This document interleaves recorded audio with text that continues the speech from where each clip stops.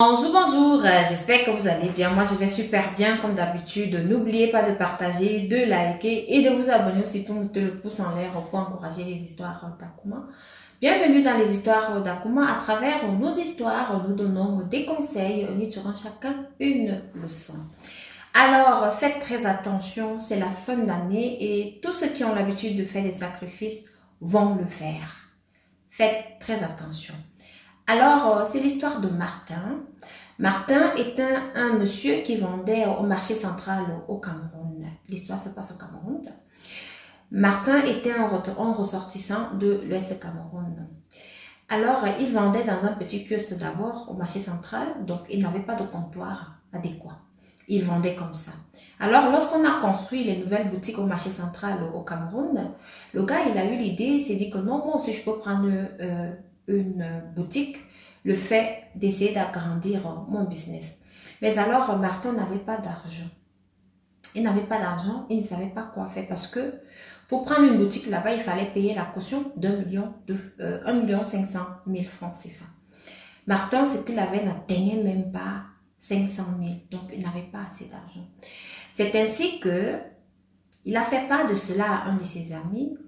L'ami lui a dit, ok, donc je peux t'amener dans une réunion où on fait des cotisations. Donc si tu veux, tu entres et puis tu pourras cotiser ton argent pour pouvoir payer ta caution. Martin qui dit à son ami que, ah merci, c'est vraiment une très bonne idée. Alors Martin est parti avec son ami, il a intégré la réunion.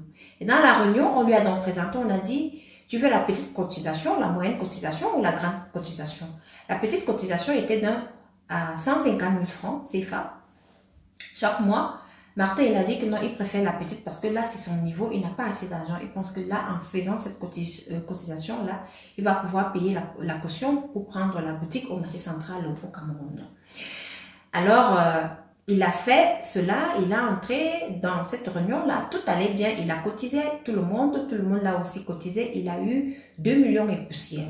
Et avec ces 2 millions et poussière-là, il a donc payé la caution et c'est comme ça qu'il a eu sa boutique au marché central de Yaoundé. Il a donc commencé à vendre ces choses. Donc, la réunion est terminée puisque le tout était terminé. Le tout était terminé. Donc, tout marchait bien. Il n'y avait pas de problème. Martin s'est dit que bon, voilà, c'est mieux qu'il continue la réunion là parce que ça lui permet quand même d'épargner et ça lui permet quand même de faire certaines réalisations. Il a continué la petite cotisation de 150 000 francs par jour. Par mois, pardon.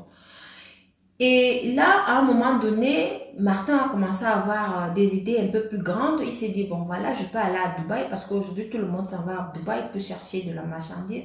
Je suis que là-bas, il y a la très bonne marchandise. Il faut que je parte aussi là-bas. Martin, comme ça, il s'est dit, bon voilà, je n'ai pas assez, mais je pense quand même qu'avec ce petit budget, si je peux quand même déjà acheter quelque chose et venir revendre ici. Et il a parlé de ça à son ami qu'il avait donc amené dans cette réunion-là. Quand il a parlé de ça, son ami lui a dit que ah, j'ai même quelqu'un là-bas, il veut que je lui envoie son argent, je lui dois de l'argent, j'aimerais s'il te plaît quand tu vas là, tu prends ces 15 millions si tu donnes à la personne là-bas et voilà le numéro de la personne que tu vas appeler. Quand tu vas arriver, tu arrives, tu lui donnes son argent, s'il te plaît, c'est important.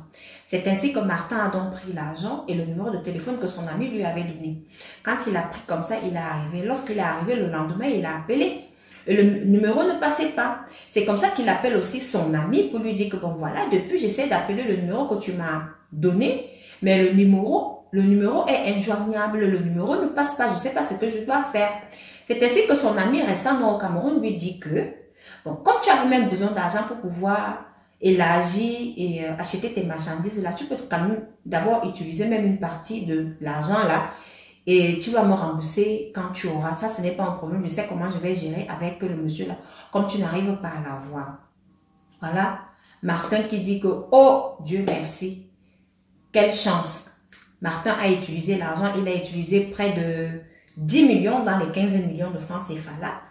Il est rentré, il a rempli sa boutique, que tout était bien dans sa boutique. Mais alors, il s'est rendu compte que depuis qu'il est rentré de Dubaï avec cette marchandise-là, rien ne marche plus dans sa boutique. Il ne vend plus, il n'a même plus l'argent pour cotiser. Il a commencé à se plaindre. C'est ainsi qu'il revoit son ami qu'il avait amené dans la cotisation et lui dit, et ton ami qui lui a prêté les 15 millions, Il lui dit que mais rien ne marche plus ici, je ne sais même pas. Alors son ami lui a dit que non, c'est mieux qu'on aille, comme on fait une réunion ensemble de cotisation, c'est mieux qu'on aille ensemble là-bas. Tu vas poser ton problème, peut-être que les gens pourront t'aider. C'est ainsi que les deux sont donc partis là-bas à la réunion. Arrivé là-bas, Martin dit que depuis qu'il est rentré de Dubaï, il n'arrive plus à vendre. Il ne sait pas comment, ce qui se passe. Il a l'impression que son commerce ne marche plus.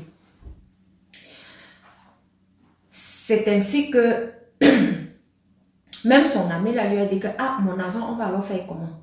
Puisque tu dois me remettre mes 15 millions. Martin lui dit que mais tu avais dit que quand j'aurai, je vais te donner, mais pour le moment, je n'ai pas. Mais son ami a serré, il dit que non, tu dois me remettre mon argent. C'est ainsi que son ami lui dit alors que ok. Attends, je vais te montrer une calebasse là. La petite calebasse là, c'est ma mère qui m'avait donné ça. Donc, tu laves seulement tes mains dessus. Et quand tu laves tes mains dessus, ton problème là que tu as avec ta boutique là, tu vas, en fait, ton problème sera éradiqué et puis tu vas recommencer à vendre. Martin regarde comme ça, il dit que ok, j'ai compris, je ne peux pas le faire là maintenant. J'aimerais d'abord rentrer à la maison, réfléchir. Quand il rentre donc chez lui, il fait part de ça à sa femme. Sa femme lui dit que mais toi aussi tu as une mère, non? Va aussi voir ta mère au village, qu'elle te donne aussi une calebasse avec de l'eau et tu laves tes mains à l'intérieur. Parce que lui, il dit que c'est sa maman qui lui a donné la calebasse et c'est une calebasse de succès. Donc va aussi à l'ouest du pays voir ta maman, elle te donne aussi la même calebasse. Et vous savez, parfois les hommes, ils n'écoutent pas leurs femmes. Le lendemain, il est parti, il a appelé son ami, il a dit que oui, amène-moi, je vais laver.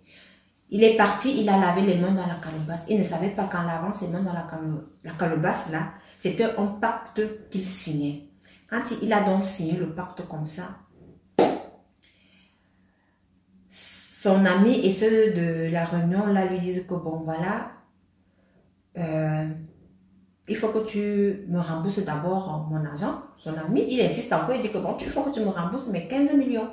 Et puis si tu veux que tout marche maintenant, là, c'est que tu dois sacrifier soit ton enfant, soit ta femme. Donc, tu dois nous donner quelque chose. Parce que là, maintenant, tu as lavé les mains dans la calebasse, ça veut dire que tu fais déjà partie des nôtres. Donc, tu es déjà dans notre réunion, tu es déjà dans notre secte. Et tu dois faire un sacrifice. En plus de cela, tu dois faire un sacrifice. Il ne s'agissait pas seulement de laver les mains. Il s'agissait aussi d'ajouter un sacrifice. Mais Martin qui se plaint que non, mais c'est pas ce que tu m'avais dit. Tu m'avais seulement dit que c'est ta maman qui t'a donné ça et qu'il fallait que je lave mes mains dessus. Son ami lui dit, niet, non. Il faut maintenant ajouter un sacrifice. Comme ça, si tu ajoutes le sacrifice, on va te laisser tomber et je ne vais même plus réclamer mes 15 millions. Waouh! Voilà Martin qui se retrouve dans un guet-apens. Il se retrouve dans des problèmes comme ça. Il ne savait même pas qu'il allait avoir ce genre de problème. C'est ainsi qu'il est donc rentré chez lui. Lui, il a dit non, je ne peux pas le faire. Je ne peux pas donner ma fille ni ma femme. Quand il est rentré chez lui, il a raconté donc toute l'histoire à sa femme. Sa femme lui a dit, n'est-ce pas, je t'avais dit d'aller voir ta mère au village. Tu ne m'as pas écouté. Pendant qu'il a raconté l'histoire, si on était dans l'après-midi, à partir de 18 h, le gars avait déjà mal au ventre. Il a mal au ventre, il a mal au ventre. 22 h, le gars était déjà dans le coma. Et là, il est décédé vers les 2 h du matin. Et c'est comme ça qu'il est parti. À cause de quoi? À cause d'un ami qui était dans une secte et qui l'a introduit comme ça, inconsciemment. Parce que lui-même, il a entré dans ces histoires-là inconsciemment. Il ne savait pas. Il s'est seulement retrouvé dans ça comme ça, inconsciemment. Il ne savait pas. Waouh! Waouh! Waouh! Voilà l'histoire de Martin. Faites très attention à vous. C'est la fin d'année. Et tous les sacrifices sont permis. Faites très attention à vous. Aux réunions, là où vous partez, là où on vous introduit. Vous pouvez penser que c'est une simple réunion, mais pourtant, c'est une réunion mystique. Faites très attention. Merci de m'avoir écouté et rendez-vous à la prochaine vidéo. Et surtout, envoyez-moi vos histoires au numéro qui s'affiche ci-dessous. Merci.